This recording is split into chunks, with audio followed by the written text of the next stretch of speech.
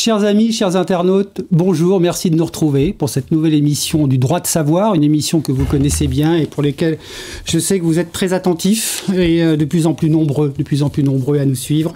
Une émission proposée par notre partenaire, le cabinet Astrée Avocat, la société Astrée Avocat. Bonjour. Représentée ici par Isabelle Monin-Lafin, que vous connaissez tous. Bonjour Isabelle. Bonjour Jean-Charles. En forme? En pleine forme. En pleine forme. Nous allons vous parler, vous le savez, d'un sujet qui a été un petit peu oublié, on va le dire comme ça, mais qui revient assez vite, c'est celui de la gouvernance produit. Alors la gouvernance produit, tout ça est issu de la directive intermédiation en assurance du 1er octobre 2018, mais il semble que les choses s'accélèrent avec une recommandation très récente, une recommandation de l'ACPR, de l'autorité de contrôle, qui a été publiée le 17 juillet 2023, une recommandation assez longue et assez détaillée. Alors, on se dit toujours, quand la CPR fait une recommandation, c'est jamais pour rien. C'est jamais pour rien. Donc, on va se demander quel est l'objectif de cette recommandation, qu'est-ce qui se cache derrière. La CPR, dans son introduction d'ailleurs, a dit que les questions de gouvernance produit n'étaient pas tout à fait, étaient appréhendées de manière très hétérogène, notamment en ce qui concerne les produits d'assurance vie. Mais cela concerne évidemment toutes les catégories d'assurance. Donc on va consacrer cette émission, comme vous le savez, au décryptage, une émission d'information, mais aussi une émission pédagogique, en 3 séquences bien distinctes. On aura les grands principes, évidemment. Nous travaillerons sur la conception du produit, sur ce que c'est qu'un marché cible, et nous intéresserons sur une séquence qui intéresse les intermédiaires d'assurance, qui vous intéresse puisqu'elle va toucher les rémunérations. Notre invité aujourd'hui avec Isabelle Monin-Lafin, c'est le médiateur de l'assurance qui s'est préoccupé très récemment de cette question. Arnaud Schneves, bonjour. Bonjour. Voilà, vous allez bien, vous êtes une vigie. Heureux d'être avec vous. Nous aussi très heureux de vous recevoir. Vous êtes une vigie du marché, je le dis toujours, je le répète. Et vous allez pouvoir nous donner votre sentiment sur cette recommandation et surtout sur ce marché cible.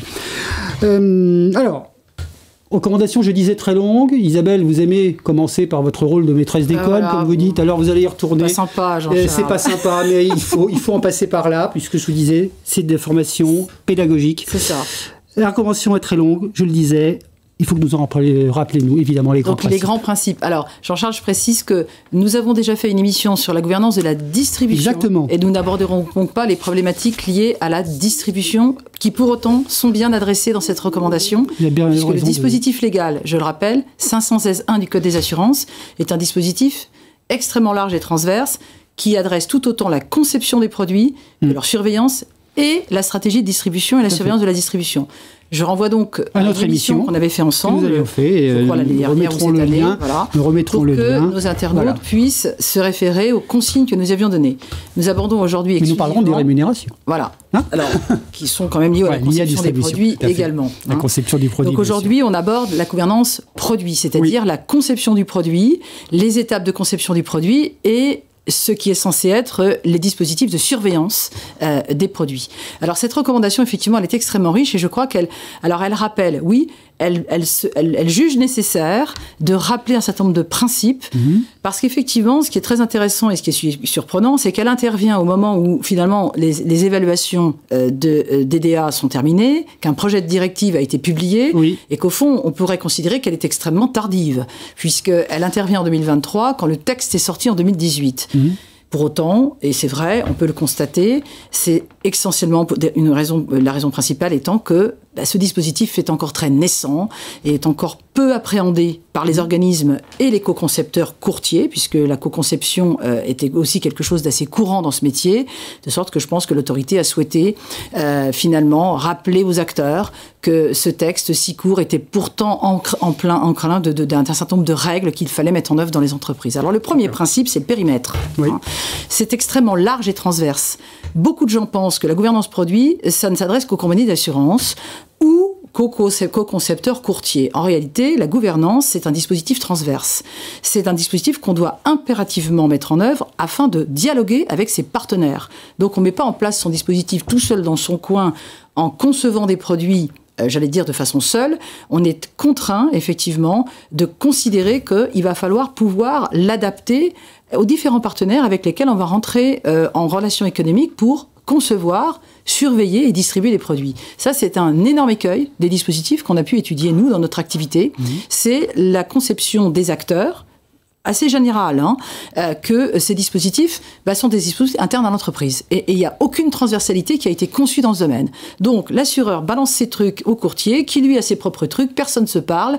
Il n'y a pas véritablement, encore aujourd'hui, de dialogue et de véritables travaux de co-conception, y compris sur les programmes de surveillance, y compris sur la distribution. Ça, c'est le premier principe qui est vraiment répété dans la recommandation. On est sur un périmètre large et transverse.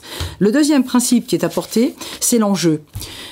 On a, et ça je dois dire, tous les secteurs, considéré que la conception et les tests qui étaient associés à ça portaient principalement sur la robustesse, sur les côtés actuariels, l'équilibre technique du produit, son appétence, le fait que le produit soit effectivement élaboré. On a un peu oublié, ce que nous rappelle l'autorité, qu'il est avant tout, il doit avant tout être un produit performant pour le client, au sens de quelque chose qui est dans l'intérêt des clients. Et ça, c'est rappelé en introduction, avec cette expression que le produit doit répondre aux caractéristiques et aux besoins du client auquel il est destiné. Alors ça nous rappelle, la responsabilité du fait des produits qu'on trouve au Code civil. Voilà. Ce côté, je suis responsable en tant que producteur du produit que je mets sur le marché, et j'ai une responsabilité du fait des produits. Et au fond, ça avait beaucoup fait grincer les dents au moment de la directive. Comment ça? Mais nous ne sommes pas des marchands de chaussures. En fait, si, un petit peu. J'ai l'impression, que c'est un produit, l'assurance, c'est un produit courant. C'est un produit qui doit être en tout cas assimilé, et en tout cas avec lequel on doit mettre en place des dispositifs à peu près comparables qu'un constructeur automobile ou un constructeur de machines à laver qui va avoir des process de conception et de vérification. Et l'orientation qui est donnée par l'autorité, c'est attention, c'est avant tout l'intérêt du client qui doit dominer tout cela. Alors, le troisième principe, c'est les risques de mauvaise commercialisation. Pareil, je crois que ça a été quelque chose qui n'a pas vraiment été intégré dans les dispositifs de gouvernance. On a encore une fois beaucoup acté les choses d'un point de vue prudentiel, d'un point de vue actuariel, d'un point de vue livrable, les conditions générales, les conditions particulières, mais on ne s'est pas vraiment préoccupé de la distribution de ces produits. Mais sur la partie conception, qu'est-ce qui peut, en amont, dans la conception d'un produit, faire anticiper ces mauvaises pratiques de commercialisation. La troisième chose, c'est l'identification des conflits d'intérêts, pas seulement liés aux problématiques de rémunération, mais évidemment c'est le socle un peu de la recommandation, mais les mécanismes effectivement de rémunération qui doivent être évidemment mis en place, qui doivent être adressés en regard des problématiques de conflits d'intérêts. Donc voilà les grands principes. Donc j'ai un produit finalement qui s'adresse à un marché. Alors, cible. Le marché cible. Alors, le marché cible, on le verra plus tard. Oui, mais effectivement, d'entrée de jeu, ce qu'il faut dire, c'est que le marché cible, c'est pas les consommateurs, c'est pas les personnes françaises de 7 à 77 ans ou les professionnels. C'est important de le dire après là, mais on va revenir dessus. On est vraiment sur. C'est ce qu'on trouve aujourd'hui, peut-être. Aujourd'hui, c'est ce qu'il y a. Donc, partant des produits, ce produit s'adresse à tous les consommateurs de 7 à 77 ans. Ce produit s'adresse à tous les particuliers. Ce produit s'adresse à tous les pros. Et à l'exception de certains produits très spécifiques, on a effectivement une définition des marchés cibles qui n'est pas très segmentée. Alors, les étapes de la conception dans la recommandation, c'est la définition effectivement du marché cible. Ce sont les tests, on va en parler en deuxième séquence. C'est l'élaboration d'une stratégie de distribution et c'est le suivi et la révision. Donc aussi, ce que les gens doivent comprendre, c'est que c'est pas un one-shot. On ne va pas faire ça une fois. On doit mettre en place un dispositif qui surveille à la fois ce que le produit donne en termes de performance client. Donc je donne par exemple un exemple, si la performance du rendement n'est pas attendue et qu'au final on n'a pas donné au client le rendement qu'il attendait en assurance vie, c'est qu'il y a un sujet, ça veut dire que peut-être on s'est trompé sur les conditions dans lesquelles on a conçu ce produit en termes de frais, en termes d'allocation, et puis en matière d'assurance dommage, et c'est aussi cette partie-là que l'autorité adresse, ça s'adresse à tous les produits, est-ce que les garanties qui sont prévues dans le contrat, en regard des exclusions qui sont par ailleurs associées, répondent réellement aux besoins d'assurance des clients? Quand je vous écoute, mais on reviendra dessus, c'est un peu le rôle de l'intermédiaire, en tout cas tel qu'on le conçoit aujourd'hui. On se dit finalement, moi je conçois un produit fait pour le plus grand nombre, et c'est à l'intermédiaire d'une certaine façon de voir s'il est adapté ou pas. C'est comme ça qu'on a conçu, et je pense que c'est comme ça que ça fonctionne. C'est en fait, à mon avis, ça que l'autorité remet en cause. C'est ça. En disant, ça marche pas. En disant, voilà, c'est important. Arnaud, je te laisse, par rapport à ce que vient de dire Isabelle, est-ce que vous avez d'abord été un des premiers lanceurs d'alerte sur ce sujet, comme dans beaucoup d'autres, mais notamment sur celui-ci, et c'est pour ça que vous êtes là aussi avec nous aujourd'hui, on vous en remercie encore. Est-ce que vous avez constaté de manière importante ou peut-être une évolution sur une certaine mauvaise adaptation des produits, justement par rapport à ces règles, de gouvernance produit, à ce marché cible? Est-ce que vous avez des exemples en vie, en non-vie, par exemple? On aime bien avoir des petits exemples. Alors, vous le savez, Arnaud. Isabelle, en faisant cette présentation, a montré combien ce nouveau texte, cette recommandation ACPR, couvre des sujets très larges et très variés. Et donc, il y a beaucoup de choses à dire en réaction à cette présentation d'Isabelle. Sur la conception des produits, nous, à la médiation, bien sûr, on entend souvent des protestations de la part des assurés, à tort ou à raison, mais sur le manque de clarté, le manque de lisibilité des produits. Donc, la première chose qu'on a envie de dire sur la conception des produits, c'est que les garanties et les exclusions puissent être facilement comprises par les assurés. Et là, rien que là-dessus, il y aurait beaucoup à dire sur certains mots utilisés avec certaines définitions qui ne correspondent pas au langage de la vie courante. On pense au mot accident, qui souvent, pour que dans un contrat d'assurance, garantie accident de la vie par exemple, ce soit un accident, il faut que ce soit soudain, il faut que ce soit imprévisible, que ça ne résulte pas de la volonté de l'assuré, qu'il y ait une cause extérieure, parfois qu'il y ait directement et exclusivement une cause extérieure, parfois il faut que ce soit brutal, parfois il faut que ça résulte d'un choc.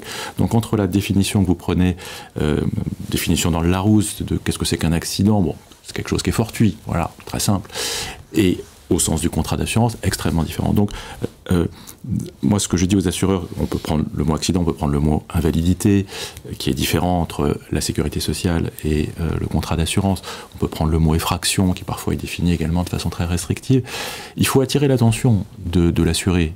Alors, on est dans le devoir de conseil, qui est un sujet connexe de la gouvernance des produits, mais il faut attirer l'attention en disant, attention, dans mon contrat, vous allez vous prémunir contre les accidents de la vie, voilà ce que signifie le mot accident, ce qui n'est pas la définition du langage de la vie courante. Donc, sur la clarté des contrats, bon, voilà, on voit beaucoup de contrats où des phrases peuvent se contredire sur définissant les conditions de la garantie. Je ne vous dis pas que ça arrive toujours, mais ça arrive de façon très régulière. Et là, vous savez qu'il y a un principe, le doute de profiter à l'assuré, ça résulte du code de la consommation, le doute de profiter au consommateur, ça résulte du code civil, c'est l'assureur qui a tenu la plume, qui a rédigé le contrat d'assurance, et donc s'il y a une ambiguïté sur la garantie, il faut aller dans le sens de l'assuré. Voilà. Donc ça, c'est problème de clarté et de lisibilité des contrats. Je pense qu'on a vraiment encore des progrès à faire. Je sais que beaucoup d'assureurs travaillent d'ailleurs avec des consultants qui les aident à progresser sur la clarté du vocabulaire, la lisibilité, mais on a encore des progrès à faire. Et sur la cible, vous qui avez été, encore une fois, qui avez travaillé au niveau de la médiation, est-ce que cette recommandation, est-ce que c'est dans la consécutif à vos recommandations? Non, ce serait trop d'honneur de dire cela. En tout cas, je peux pas dire une chose pareille. Mais marché cible, là, il y a un vrai travail, je pense qu'Isabelle commençait à en parler, il y a un vrai travail personnalisé à faire, parce que il ne faut pas tomber dans des banalités qui consisteraient par exemple à dire un ménage aux revenus modestes, je vais lui proposer une assurance qui ne coûte pas cher, parce qu'il n'a pas les moyens de se payer mieux. Parce qu'au contraire, de mon point de vue, un ménage aux revenus modestes, il est particulièrement important qu'il ait des assurances qui couvrent bien. Bien sûr. Parce que si la voiture est en panne, s'il y a un dégât des eaux, il a vraiment besoin que l'assurance intervienne. Et donc qu'elle protège bien. Là où un ménage aux revenus plus confortables pourra puiser dans son épargne pour réparer la panne de la voiture. Donc, faut pas tomber dans des schémas simplistes, et je pense qu'il faut un vrai effort de réflexion sur quelle est la population cible effectivement. Mais vous pensez que cette recommandation, ça va dans votre sens? C'est un peu ce que vous souhaitiez, ou ce que vous avez... J'ai l'impression on fait un peu... je ne sais pas s'il faut citer M. Jourdain, mais tout ça c'est du bon sens. C'est-à-dire que l'on parle du devoir de conseil, que l'on parle de la gouvernance des produits, si le distributeur d'assurance a une attention sincère portée à son client, bien sûr qu'il doit expressément s'enquérir des caractéristiques et besoins d'assurance de son client. C'est la base. Bien sûr qu'il doit avoir une conversation avec son client pour bien cerner ses besoins. Bien sûr qu'il faut qu'il exerce le conseil de façon à trouver un produit qui va correspondre à ses besoins. Bon. Donc ça devrait être naturel. Et c'est un peu triste, mais bon, c'est comme ça, qu'on ait besoin d'une recommandation de la CPR pour nous dire ce qui devrait être assez naturel, en vérité. Oui. Alors, je suis un peu tatillon, mais effectivement, ce qui devrait être naturel, c'est l'intermédiaire. On compte peut-être sur l'intermédiaire pour le faire. Or là, c'est directement, si je comprends bien, et vous m'arrêtez si je mens, c'est directement issu du concepteur. Qu'il faut, faut juger ce marché cible. Là où on revient effectivement c'est pour ça que j'ai souhaité faire cette première séquence effectivement sur ces principes, c'est que l'enfance des portes ouvertes, je suis un peu d'accord avec Arnaud. Oui, on enfonce effectivement devant, mais on peut les enfoncer aussi. Il semblerait nécessaire que les choses qui soient dites soient écrites, tout simplement parce qu'effectivement, je pense qu'il y a eu probablement une erreur au départ d'aiguillage, où on a souhaité faire peser toute la responsabilité effectivement sur le distributeur, en n'étant pas beaucoup plus en amont. En tout cas, c'est un des grands principes effectivement de cette recommandation. Du reste, qui a été poussé par l'avis du CCSF au moment de la réforme effectivement de la directive. Donc cette recommandation, elle va aussi s'inscrire dans un débat à venir, qui a été de dire il faut vraiment faciliter le conseil. Et pour faciliter le conseil, il faut qu'en amont, le concepteur segmente davantage et apporte davantage de produits ciblés, en fait. Et donc, dans notre pratique, nous, on a la même remarque. Tout ça est fait de façon quand même très rudimentaire. Donc, on ne peut pas dire que ce n'est pas fait, parce que de toute façon, il y a des contrôles. Donc, il faut que les papiers soient là. Donc, on a beaucoup d'acteurs, des organismes comme des distributeurs qui ont une procédure, qui ont des fiches d'approbation de produits, qui ont ci, qui ont là, mais c'est totalement exsangue. Alors, sur le contenu des contrats, je partage totalement l'avis du médiateur. Il y a un gros problème de lisibilité des conventions, que ce soit en assurance vie et surtout en assurance de dommage. Moi, j'insiste beaucoup, mon métier est historiquement né dans le dommage. Je m'occupe d'entreprises. On a encore eu hier une publication sur les arrêts que nous avons enfin obtenu de la Cour de cassation sur les pertes non consécutives. 3 ans et demi de contentieux pour faire juger, je veux dire, c'est un désastre pour tout le monde. Donc il est tout à fait nécessaire aujourd'hui d'insister auprès des concepteurs sur le fait que la rédaction est essentielle. L'emploi du vocabulaire approprié est tout à fait essentiel. Et que quand on écrit une garantie, on ne met pas 45 kilos d'exclusion en page 12 ou en page 12 à 50 pour que finalement le pauvre assuré qui lui pense être couvert, découvre au moment du sinistre ou quand il va voir le médiateur que en fait ça va pas être possible parce qu'il est passé par la fenêtre, il fallait passer par la trappe, voyez. Et de ce point de vue-là, les documents ripides qui sont censés simplifier n'ont pas été travaillés correctement. Donc c'est ça que dit cette recommandation, Jean-Charles. Et nous l'avons constaté. Il n'y a pas eu je dirais, d'engagement parce que je pense que on n'a pas souhaité s'investir véritablement dans le concept de performance client. Et la recommandation nous le rappelle, en prenant acte et sans aucun jugement de valeur, parce que certains distributeurs se sont offusqués en disant mais ça va nous priver de notre possibilité. Oui, alors je crois que c'est pas le sujet. D'abord, ils le font pas pour la plupart. Donc, il faut quand même se dire les choses. Ils ne le font pas. Donc, je pense que la meilleure façon de les engager à le faire, c'est qu'en amont, on leur propose des concepts et des process où ils n'ont plus grand-chose à faire. Mais attention, la recommandation dit bien une chose, ça ne doit pas se substituer au devoir de conseil.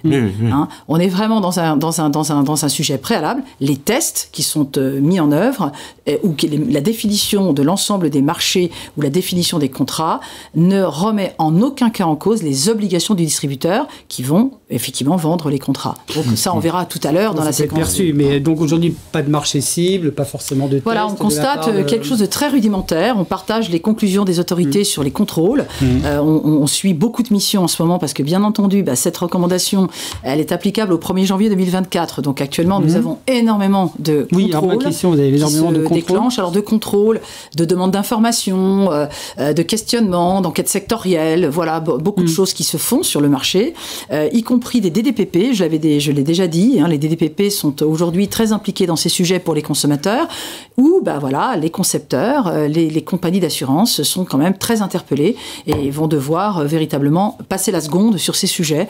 Donc moi, je suis optimiste sur les principes, parce que les principes, finalement, rejoignent les alertes qui sont données par le médiateur, qui sont données par certains consommateurs, par beaucoup d'entreprises. Et je pense que là, on a tous les ingrédients pour que ça avance. Donc, nous, des contrats où l'assuré nous dit que le contrat qu'il a souscrit ne correspond pas à ses besoins, on a régulièrement le sujet à la médiation, où l'assuré nous dit, mais je sais pas, en matière de frais de santé, j'avais explicitement dit que j'avais besoin que les frais d'orthodontie soient couverts. Et puis, il s'aperçoit suite à son démarrage de son traitement, qu'en fait, ils ne le sont pas. Ou j'avais clairement dit à l'agent général que j'ai des animaux sur ma propriété, des chevaux, et que je voulais être protégé contre les conséquences si jamais ils allaient chez le voisin qui faisait des dégâts, et puis son contrat ne couvre pas. Bon. Donc on a régulièrement des exemples où, alors à tort ou à raison, mais l'assuré nous dit il y a eu une perte de chance, enfin, ça c'est nous qui traduisons en langage juridique, je n'ai pas souscrit le contrat qui correspond effectivement à mes besoins, que j'avais pourtant exprimé à mon interlocuteur, au distributeur d'assurance. Donc ça c'est quelque chose qui revient assez régulièrement. Donc ce qui veut dire que finalement, on en a parlé avant de passer à la séquence 2, mais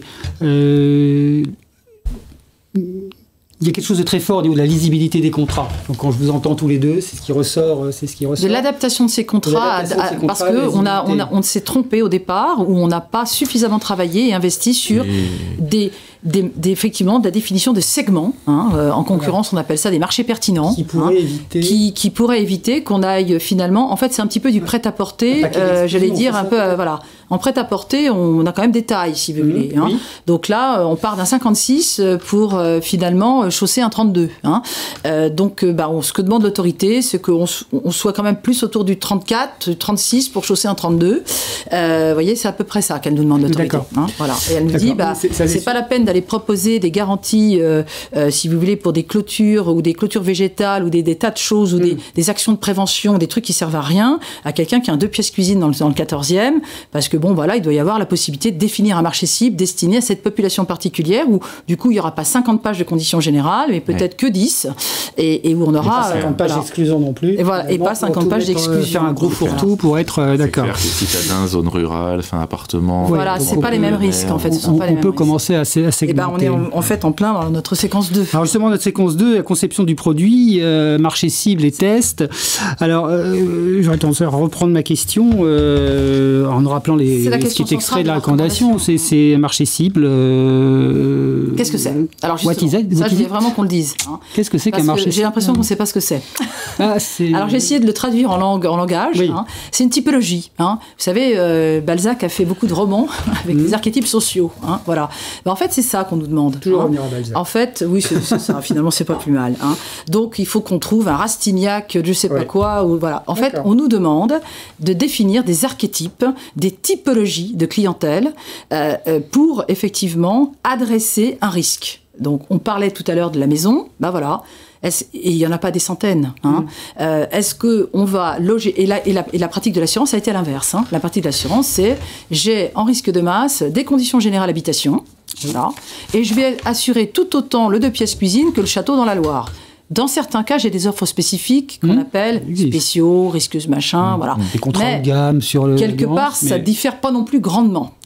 Donc, c'est vraiment ça l'idée, c'est... Arrêtons de dire que ce contrat s'adresse aux consommateurs de 7 à 77 ans. Le consommateur est la cible, c'est donc le particulier. Mais au sein du particulier, on vous demande de segmenter davantage pour qu'effectivement, il y ait quand même une partie de la clientèle qui soit en fait beaucoup mieux définie. Alors, ce que dit en parallèle la recommandation, c'est qu'il faut définir les marchés cibles négatifs. c'est-à-dire désigner très précisément les catégories de personnes qui sont en fait pour lesquelles le produit n'est pas compatible. Vous voyez, c'est une nouveauté. Ça veut dire qu'en fait, on n'aura pas le droit de leur vendre. Hein. Il faudra que ces gens-là, on leur trouve autre chose. Hein. Donc ça, c'est vraiment le socle. Et c'est pourquoi ça n'a rien à voir avec le devoir de conseil, puisque le devoir de conseil, c'est l'individu. Donc on passe d'une typologie, d'un marché pertinent, d'un groupe de clients, à un individu. Hein. Ce que dit aussi l'autorité, c'est qu'elle rappelle que cette définition, elle adresse toute la connaissance client. Elle doit adresser tous les attributs d'un client, tous les attributs d'un prospect, son patrimoine, son mode de vie, sa famille, ses connaissances, ses appétences, ses besoins. Donc en fait, c'est pourquoi elle a précisé, ce n'est pas le devoir de conseil, parce que finalement, on retrouvait un peu les éléments des besoins. C'est pour eux quand même. Voilà, hein. Mais on travaille dans un même sens, mais pour arriver à un niveau, j'allais dire, prêt à porter, c'est-à-dire qui va pouvoir s'adresser à un ensemble de clients. Alors évidemment, il va falloir qu'on mette le curseur à un bon endroit pour éviter, comme le disait tout à l'heure Arnaud, d'exclure de l'assurance des risques qui ne sont pas couvrables sans être mutualisés. Hein. Ça, c'est le vrai enjeu, je pense, de la recommandation. C'est, au fond, si je segmente à outrance, est-ce que je ne vais pas exclure du bénéfice de l'assurance des gens qui consomment? Jusqu'à maintenant, on avait tendance, en fait, qu'est-ce qu'on faisait dans l'assurance? On injectait des garanties qui ne servaient pas à grand-chose pour mutualiser et couvrir des risques qui étaient très consommés. L'autorité, souvent, nous dit mais la garantie perte d'emploi, elle ne sert à rien dans ce contrat-là. Oui, elle ne sert pas à grand-chose, mais néanmoins, comme il y a beaucoup d'arrêts de travail, on a mis cette garantie parce que, comme ça, même s'il y a des fonctionnaires, même s'il y a des retraités, elle permet quand même de mutualiser. Donc, il va quand même falloir dialoguer avec l'autorité et trouver un terrain d'entente pour que la segmentation n'exclue pas de l'assurance des risques effectivement fragiles, vulnérables ou coûteux. Hein. Donc ça, c'est tout l'enjeu du travail, je pense. Et aujourd'hui, on n'a pas de règles. Hein. Mais c'est le sujet central pour moi, le marché cible. Vous parliez de dommages, en vie, c'est... Alors, en vie, on est de la même chose. Hein. Quand vous avez des DIC qui vous disent que la classe de risque, c'est 1 à 7 et que vous vous retrouvez avec un catalogue de fonds de 800 à 1 millier, qu'on vous met comme ça sur la table en disant « Mon pauvre chéri, choisis celui que tu veux », c'est tout à fait ingérable. Personne n'est capable de comprendre de quoi est fait l'allocation. Donc, ce que l'on dit en vie, on dit deux choses dans cette recommandation. On dit, 1, les sous-segments, c'est pas plus de 6, quand les risques sont supérieurs à 10%. Donc, en fait, on vous demande pas non plus de faire le contraire de ce qu'on n'a jamais fait. Et puis, on vous dit surtout, effectivement, il faut préparer des allocations type, de nouveau. C'est-à-dire que, à partir du moment où vous allez définir un produit pour une classe de risque CSP-, pour définir effectivement des besoins sur l'investissement long terme, etc., vous devrez, en fait, retirer de votre annexe financière l'ensemble des instruments financiers qui ne sont définitivement pas destinés à couvrir cette classe de risque. J'ai l'impression que c'est mieux fait qu'en dommage, mais c'est... Parce qu'on a des contrats où on a peu de fonds, d'autres, on a énormément de fonds. L'assurance vie a de l'avance. A de l'avance. Clairement, Jean-Charles, et cette recommandation reste très inspirée d'une culture européenne très orientée épargne. Hein. D'accord. On a beaucoup de mal à convaincre, y compris chez Astrée, les autorités, les acteurs, que les entreprises, elles ont aussi besoin d'être assurées et que c'est quand même elles qui font les emplois en France. Et que c'est un peu les parents pauvres de l'assurance. Et qu'au fond, elles ont aussi besoin, les petites entreprises et les moyennes entreprises, qu'on s'adresse à elles comme aux particuliers. Parce que la lisibilité des contrats est dramatique pour une entreprise quand, justement, c'est pas couvert. Et nous l'avons vu avec la crise sanitaire. Mais c'est le cas pour toutes leurs assurances. Pour les assurances aussi du personnel, pour les assurances prévoyance, on dit on n'arrive pas à commercialiser les plans épargne retraite ou l'épargne collective dans les entreprises, mais simplifions les choses, essayons de s'adresser de la même manière. L'entreprise est tout aussi démunie que le consommateur dans l'assurance. Heureusement, la recommandation contient des règles spécifiques dans ce domaine. Sur le marché cible, elles sont à peu près équivalentes, elles sont moins contraignantes. On parle de garantie, on parle de performance du contrat pour le client. On doit également, en dommage, définir de la même manière ce marché cible comme une typologie segmentée, mais attention à cette problématique du curseur. Alors justement, cette définition du marché cible, est-ce que c'est du ressort des autorités, des ressorts de la liberté contractuelle Est-ce que, d'après vous, est-ce que c'est le concepteur qui doit... Oui, mon sentiment, c'est que ça invite à un travail très personnel de la part des acteurs, de la part des assureurs, des courtiers, de ceux qui conçoivent les produits. Et il peut tout à fait y avoir place pour une concurrence active. Donc pour moi, c'est pas aux autorités de définir les marchés cibles, c'est vraiment aux acteurs d'avoir une réflexion personnalisée, stratégique, sur ce que sont ces typologies, comme l'a dit Isabelle, et à partir de là, d'arriver à se démarquer et à concevoir des produits particulièrement adaptés. Mais justement, Isabelle a très bien insisté sur l'adaptation du produit avec le bon niveau de garantie. Donc pour moi, le juge de paix, c'est quand même le ratio sinistre à prime. C'est-à-dire que vous avez certaines assurances, protection juridique, pour parler un peu clairement, où les ratios de sinistralité sont un peu trop merveilleux. Pourquoi ? Parce qu'en fait, on est couvert plusieurs fois et on peut avoir 3 assurances de protection juridique, une qu'on a délibérément souhaité souscrire, une qui va avec l'assurance habitation, une autre qu'on a avec la carte bancaire. Bon. Et donc, si on pense une fois à faire jouer la protection juridique, de toute façon, on va faire jouer l'une de ces assurances, on ne va pas faire jouer les 3. Donc, vraiment, est-ce que, il y a une expression qui se développe beaucoup au niveau européen, qui est value for money. Est-ce qu'on en a pour son argent ? Et cette recommandation ACPR, pour moi, elle va totalement dans ce sens du rapport qualité-prix et d'apporter le bon niveau de garantie par rapport à la population qui a été définie.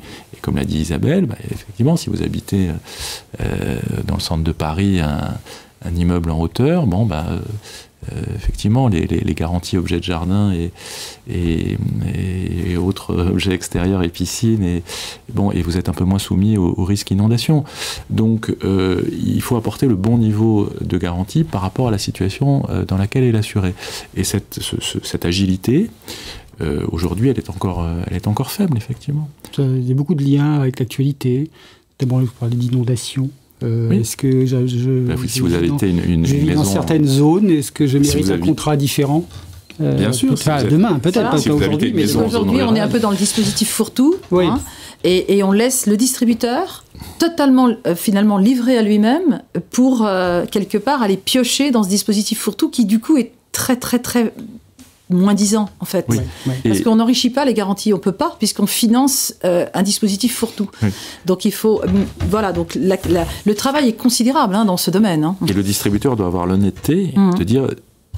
Je n'ai pas le produit qui en tout cas, j'ai la garantie, mais elle est très faible. Parce que sinon, il y a vraiment une perte de chance pour l'assuré d'être allé chercher un produit qui couvrira mieux ses besoins. Je parlais d'institutionnalisation tout à l'heure parce que j'avais en tête l'exemple du PER avec ces différents fonds qui sont... Où là, c'est par arrêté que l'on a dit à partir de 10 ans, il faudra telle allocation d'actifs, à partir de 5 ans. Et ça, on ne peut pas y déroger. C'est-à-dire que c'est un arrêté ou un décret. C'est un arrêté, voilà. Donc on ne va pas réglementer le marché à ce niveau-là, mais... C'est quand même mieux de laisser de la liberté aux acteurs. Ils sont allés jusque-là dans le PER. Ils ont quand même défini la question d'actifs. Alors, si on parle des tests aussi... alors, les tests. Qu'est-ce qu'on fait comme test ? Jusqu'à maintenant, c'est vrai que c'était un peu les tests pouf. Les contrôleurs ou les auditeurs, parce que les compagnies d'assurance auditent beaucoup les distributeurs. Alors, c'est les tests. Alors, qu'est-ce qu'on a fait ? On s'est parlé, on a fait un petit compte-rendu de réunion, voilà. Alors, les tests, effectivement, c'est un peu central également dans la recommandation. Elle veut des grilles d'analyse, l'autorité veut des éléments objectifs, enfin elle insiste beaucoup sur le fait qu'elle ira regarder si des données objectives ont été collectées, si on a véritablement testé le produit. Alors ça veut dire quoi tester le produit ? On en revient un peu à ce qu'on disait. On va tester des faux sinistres, en fait. On va se dire, tiens, allez, si j'ai ça, est-ce que ça marche ? Si je lis cette clause-là, est-ce que tout le monde comprend ? Je pense qu'il faut s'orienter véritablement vers de véritables tests au sens technique du terme. Alors, est-ce que ça peut passer par des tests de commercialisation, c'est-à-dire des zones pilotes, des populations pilotes avec lesquelles on va effectivement tester la pertinence du produit ? Je rappelle, objectif performance client. C'est-à-dire, l'objectif, c'est véritablement la satisfaction du client, l'éradication des mauvaises pratiques de commercialisation et la performance au sens, effectivement, des ratios techniques. C'est-à-dire que si ça dérape, c'est pas bon non plus. L'assurance, il faut bien qu'elle gagne sa vie. Donc, un ratio technique déficitaire est tout aussi désastreux qu'un ratio technique à 2% ou 4%, comme on peut les voir sur certains types de produits. Donc, effectivement, le test, c'est le test de la lisibilité du contrat. Donc, c'est des tests, pour moi, sur les livrables. Et aujourd'hui encore, on laisse souvent les distributeurs. Alors, devoir de conseil, c'est vous, c'est pas notre sujet. Non. Un distributeur, c'est pas son métier. Il est là pour vendre. Dans la plupart des cas, il a besoin d'être considérablement assisté pour la rédaction de la documentation précontractuelle. On doit s'attacher à vérifier les conditions générales, à faire beaucoup de travail sur l'IPID, qui est aujourd'hui bâclé, il faut quand même se le dire. Donc il faut que les IPID soient beaucoup mieux rédigés pour que véritablement il y ait cette possibilité de comparabilité. On se rappelle, les organisations professionnelles insistent beaucoup, consommateurs, le CCSF, sur la comparabilité des produits. Donc on doit pouvoir, quand on est consommateur ou entreprise, pouvoir manipuler ces documents qui sont quand même bien faits. Quand ils sont bien faits, ils sont très utiles. Donc on doit investir là-dessus sur ces tests. Tester, ça veut dire contrôler, se dire ensemble avec le distributeur et le concepteur ou les co-concepteurs, puisque le distributeur aura ce rôle-là dans ces cas-là, est-ce que ça fonctionne? Est-ce que la clientèle ou la ligne de distribution, c'est-à-dire les distributeurs à qui on va s'adresser, ont vraiment la capacité de comprendre ce contrat? Les tests sont aussi des tests, effectivement, de pertinence en termes, finalement, de service. Donc voilà, donc on a toute une batterie de tests qu'on va pas forcément engager en amont, mais qu'on va engager aussi au niveau des travaux de surveillance, puisqu'il y a aussi un rappel dans cette recommandation de ce que rien ne se fait qu'au début, enfin tout se fait au début, mais il y a beaucoup de choses qui se font au fil de la relation contractuelle. Et beaucoup de comités de pilotage aujourd'hui entre assureurs et distributeurs, adressent cette question de qu'est-ce que ça a donné, qu'est-ce qu'on fait, est-ce que l'on va modifier une garantie, supprimer une garantie, et tout ça aujourd'hui, la recommandation dit oui, il faut le documenter. Vous supprimez une garantie, il faut le documenter. Vous en rajoutez une, il faut le documenter. Il vrai que jusqu'à présent, on a l'impression qu'on a eu beaucoup de règles de conformité qui sont arrivées ces 10-15 ans et qui ont pesé d'une certaine façon sur le distributeur. Tu as un IPI, tu dois le remettre. Tu as un DIC, tu dois le remettre. Tu dois le remettre. Donc, ils doivent remettre, le client signe. Puis finalement, on n'a pas résolu le problème de savoir si finalement le contrat est bon ou pas. On va regarder ce qu'on met dedans. On va regarder ce qu'on met dedans. Par contre, je t'ai tout donné et j'ai fait mon travail. Mais en fait, on n'a pas forcément regardé si la garantie était bonne. Les tests, c'est important. Ça fait pour vous... ça peut améliorer les contrats. Oui, ça va. On va voir comment tout ça est mis en œuvre. Dans sa présentation, Isabelle a parlé de la comparabilité des produits. Si ça pouvait permettre effectivement aux assurés de comparer de façon plus simple les produits, ce serait un gain formidable. Trop souvent, les assurés, d'abord, ne lisent pas les contrats, comme on le sait. Bon, ça peut dire le bon côté des choses, c'est qu'ils font confiance à leur interlocuteur, mais bon, il faudrait quand même être sûr d'avoir bien compris son contrat. Et sur notamment les produits d'assurance dommages, auto et habitation, ou assurance de téléphone portable, pensent que tout est identique, que ce sont des commodities, que tous les contrats d'assurance auto sont identiques, tous les contrats d'assurance habitation sont identiques. Et nous, je peux vous dire, à la médiation d'assurance, où on voit tout le marché, on peut vous dire que ce n'est pas du tout le cas, et que selon les acteurs, les contrats sont plus ou moins couvrants. Donc, et puis après, vous le savez bien, il y a la réputation des uns et des autres qui fait qu'on sait bien que certains acteurs offrent des garanties plus larges. Alors, avec des produits qui peuvent coûter plus cher aussi. Mais si tout ce travail permet une meilleure comparabilité des produits et permet de faire prendre conscience aux assurés que tous les contrats d'assurance ne sont pas identiques et que on peut cliquer, on peut en 4 clics souscrire une assurance auto et ça ira bien comme ça, ce sera un grand progrès. Parce que de fait, si on souscrit une assurance en 4 clics et en 1 minute 30, je ne suis pas sûr qu'on ait compris grand-chose aux contrats d'assurance et aux garanties qui y sont attachées. Et on risque d'être très déçu quand le sinistre arrive et qu'on vous annonce que malheureusement, il y a une exclusion. Mais en fait, je prends un billet de train, je signe comme quoi, je clique comme quoi j'ai pris connaissance des conditions générales. Et on m'a dit qu'il fallait 2 heures pour les lire ou 3 heures, je ne sais plus, dans une émission. Alors, c'est vrai qu'on ne lit pas ces contrats. Mais en vous écoutant, cette lisibilité des contrats, ces marchés cibles, tout ça c'est bon pour la digitalisation et pour la vente en digital. C'est aussi un enjeu. C'est aussi un enjeu pour la vente à distance. C'est un axe de simplification. Parce que là, pour le coup... Tout se fait sur un smartphone aujourd'hui. Il va peut-être falloir qu'on pense à réduire la taille des documents. Voilà. C'est une réalité. Non, c'est une réalité. Moi systématiquement, je dis que passer 10-15 minutes à discuter avec un être humain, qui est un distributeur d'assurance, c'est du temps bien investi. Donc je ne suis pas du tout, bien sûr, contre la modernité, mais puisqu'il s'agit de recueillir les caractéristiques et besoins de l'assuré. Bien sûr, on peut lui poser des questions de façon automatisée, un chatbot peut poser des questions, avez-vous pensé à ceci ou à cela? L'intelligence artificielle fera peut-être des grands progrès, mais enfin pour moi, rien ne vaut 10-15 minutes, ça peut être au téléphone, ça peut être dans une agence, d'une conversation avec un spécialiste de l'assurance qui va essayer de cerner les besoins de la personne qui est en face de lui, qui va lui dire est-ce que vous avez pensé à ceci, est-ce qu'il y a des objets de valeur chez vous, quels sont ce type d'objets de valeur, est-ce que vous avez une idée des montants qu'il faut assurer, bon, qui va le forcer à se poser des questions auxquelles il n'avait pas pensé auparavant et qui va donc permettre de souscrire un produit qui lui correspond mieux. Tout en ayant dans les étagères un contrat qui va correspondre. Voilà. Tout en ayant effectivement à sa disposition un produit qui soit déjà prêt à poser. C'est ça, ou d'admettre que par rapport à ce qu'exprime le client, peut-être que il n'a que des choses assez limitées à proposer. Effectivement aussi.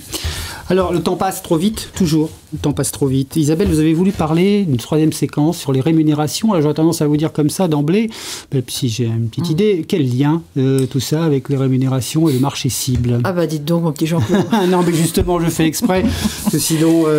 Alors, la recommandation adresse quand même un pan assez important sur ce sujet et rappelle, alors, à la fois, on va dire, elle est en deux teintes. Elle rappelle les règles, c'est plutôt pas mal. Hein. Oui. Elle rappelle les textes de 521 et suivants du Code des assurances sur la loyauté, la transparence, sur l'action toujours dans l'intérêt du client. Très orientée intérêt client, cette recommandation. C'est vrai que c'est tendu en ce moment, la question des rémunérations. C'est un petit peu tendu, voilà. Mais néanmoins, justement, voilà, est-ce que c'est regrettable? Est-ce que ça ne l'est pas? La recommandation ne donne pas d'exemple de dispositifs de rémunération un peu conflictuels actuellement sur le marché qui auraient finalement permis de faire le juge de paix.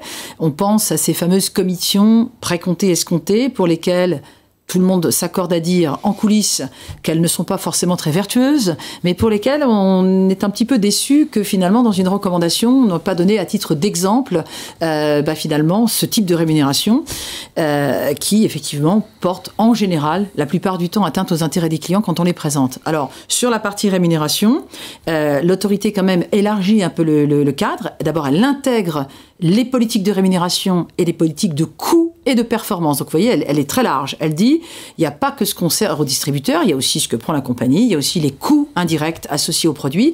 Donc, coût-performance. Hein. On est un peu dans cette logique-là. Ce qui coûte cher, faut que ça rapporte. Voilà, hein, c'est un peu ce que disait Arnaud tout à l'heure, ce concept de value for money. C'est pas le prix qui choque. Hein. Et moi-même, vous le savez, je suis assez arc-boutée sur cette idée de focaliser toujours et de culpabiliser les gens sur les rémunérations. Tout travail mérite salaire. Le travail d'un distributeur est un travail important, un travail qui est extrêmement exposant en termes de responsabilité. Il est tout à fait normal de les régler, de les payer. Mais ce qu'on demande aujourd'hui aux acteurs, c'est d'apporter une certaine transparence sur la contrepartie. Hein, voilà. Donc là, il y a vraiment là-dessus un rappel des règles, mais que nous connaissons et pour lesquelles un certain nombre d'instances se sont déjà exprimées. Donc effectivement, l'autorité n'est pas n'instaure pas de nouveautés dans ce domaine, mais rappelle quand même aux acteurs et dans cette recommandation met un certain nombre de principes en place. C'est sur du conflit d'intérêts.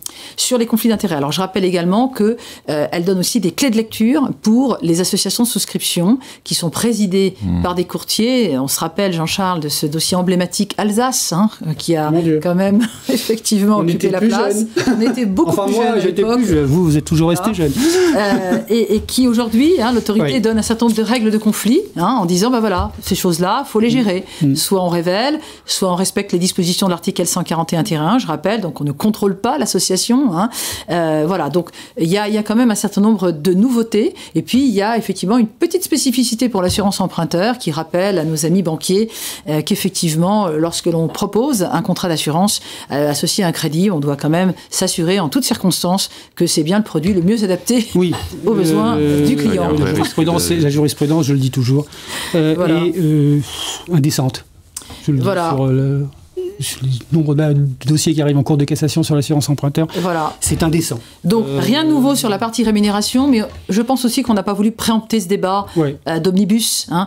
Les acteurs, la place discutent beaucoup sur ces sujets. Oui, donc je pense que l'autorité, à mon sens, comme je pense tout le monde autour de la place, préfère que les acteurs s'entendent, trouvent des accords pour que les dispositifs soient des dispositifs consensuels et mis en œuvre, plutôt que préempter un débat qui s'ouvre sur directive Omnibus et sur lequel la rémunération est un sujet. C'est pas que le sujet d'Omnibus, mais c'est un sujet central, évidemment, aujourd'hui, avec des approches européennes, très Arnaud, il nous reste 2 minutes, même pas. Est-ce que vous, la rémunération, c'est un sujet au niveau des dossiers qui arrivent en médiation? Ça a pu l'être. Je rappelle que dans le cadre du comité consultatif du secteur financier, il y a très peu de temps, c'est au début d'année, il y a eu un avis qui a été pris par le comité à propos des mauvaises pratiques commerciales et des mauvaises pratiques de rémunération des assurances affinitaires.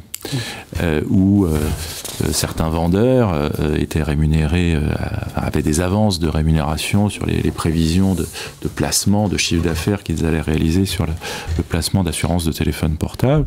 Et le CCSF a dit que ce n'était pas de bonnes pratiques commerciales, qu'il ne fallait pas rémunérer par avance les vendeurs sur des prévisions d'objectifs et de chiffre d'affaires.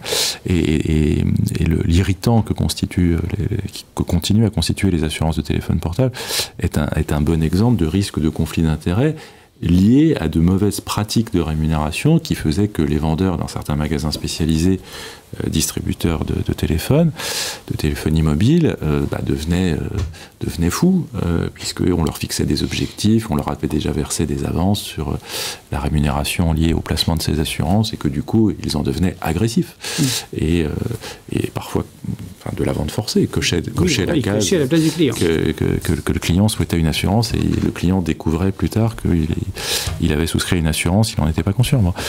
Donc le CCSF a pris des mesures pour essayer d'assainir pour ce qui est des assurances affinitaires. Donc les assurances affinitaires sont sûrement la caricature, mais il faut être vigilant d'une façon générale. Et effectivement, sur le placement, quand on est banquier et assureur, il faut faire particulièrement attention à respecter ses obligations en termes de conseils pour être sûr qu'on respecte bien les intérêts du client.